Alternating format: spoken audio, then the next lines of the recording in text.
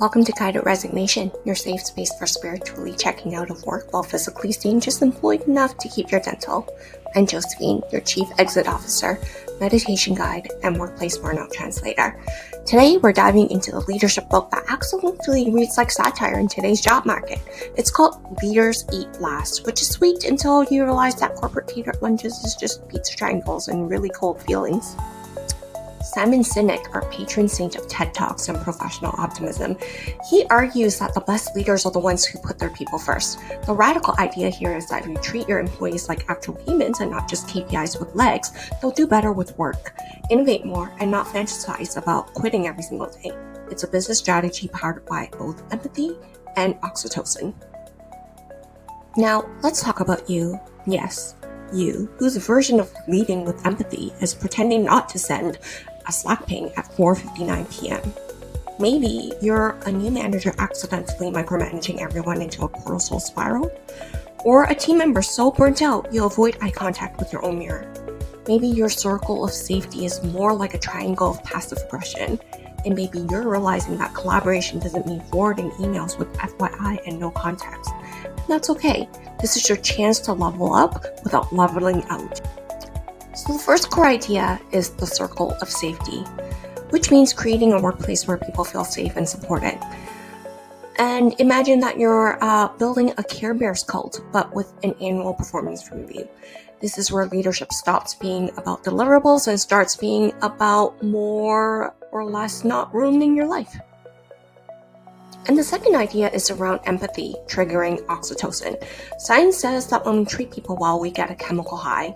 So making your team feel seen and supported is not just the right thing to do, it's basically biohacking. On the flip side, ignoring your team can trigger cortisol, the stress hormone, which basically then triggers quiet quitting. The third idea is around long-term thinking. Simon Sinek says good leaders focus on the marathon and not the sprint. But what does that actually mean when you're stuck in a workplace that treats every single Monday like the Super Bowl? So let's break it down.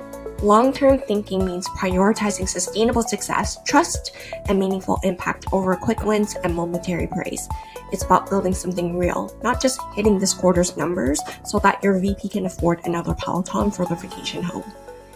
Maybe instead of an other urgent pivot, you give people time to deep focus, learn a new skill, or improve a clunky process that slows everyone down.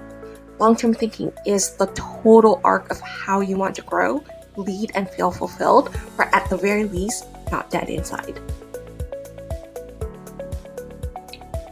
Okay. The fourth idea is around uniting against a higher purpose. So Simon Sinek says one of the best ways to build a truly connected team, the kind that collaborates, innovates, and maybe even cares, is to unite them around a higher purpose. It's not just about hitting your Q3 targets or driving engagement, and it's definitely not let's optimize synergies. No, he means a goal that's bigger than all of us, something that makes people feel like they're doing something that matters beyond the KPIs. Now, in practice, those teams are already bonded, usually through shared suffering. If trauma bonding was a corporate value, we would all be employees of the month. But what Sinek's talking about is intentional struggle, purposeful struggle. Like we're building something meaningful together, even if it's hard, even if it takes time, even if the budget has been paused for 6 consecutive quarters. When people rally around something that matters and that we don't already know how to achieve, our brain kicks in with this little hormone called oxytocin. It's the trust chemical. And the catch? The goal has to be slightly out of reach. If it's too easy, your brain's like, whatever. But if it's just hard enough, something your team has to stretch towards together, it creates what he calls creative tension. And the purpose isn't to be selfish. If the company mission is be the number one in your category, congrats, you've actually not inspired anyone. But if the purpose is to make healthcare more human or fix the broken onboarding process so that new hires don't cry by Wednesday, then we're talking. So yeah, Sinek says if you want your team to bond, give them something to believe in, something bigger than close out the sprint, something that isn't just pleasing upper management. Anyways, moving on. So how do you take Leaders Eat Last and actually use it in your development plan? If you're a people manager, you can stop dangling little productivity carrots and ask your team how they're really doing and do something with the answers. Give them space to work on things that matter and not just what's due on Friday. If you don't manage people, you can still build micro safety zones. Check in on a teammate, share credit. Don't throw someone under the bus unless I guess if they're actively driving it. And all in all, shift your focus. Don't just focus on the did I finish this task, but really focus in on what does this actually mean. And if the answer is no, it doesn't actually really matter, then it might be your cue to start quietly quitting. And talk to humans like they're humans. Turn your camera on and ask someone how their dog is. Stop pinging your team with prompts like, what are your thoughts, when you already have it figured out. You're not just a resource, you're a whole person, and so is everyone else.